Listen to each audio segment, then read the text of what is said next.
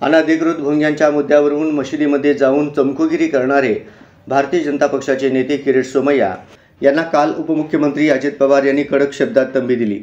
मशिदीत जाऊ नका, दंगली भडकतील, कायदा सुव्यवस्थेची स्थिती निर्माण होईल, अशा शब्दात अजितदादांनी सोमय्यांना बजावले। मशिदींवरील भोंग्यांच्या मुद्द्यावरून अजित पवार यांच्या अध्यक्षतेखाली महत्त्वपूर्ण बैठक झाली।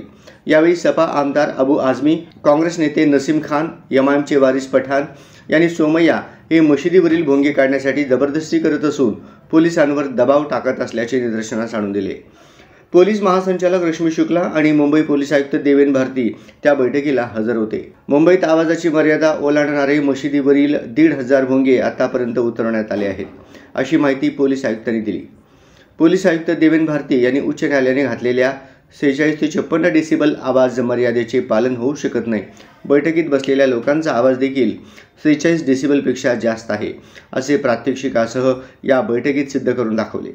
त्यावर अजित पवार यांनी नियमांची पायमल्ली होत असेल तिथे कारवाई करा, फक्त चुकीच्या पद्धतीने कारवाई होणार नाही याची काळजी घ्या, असे निर्देश दिले।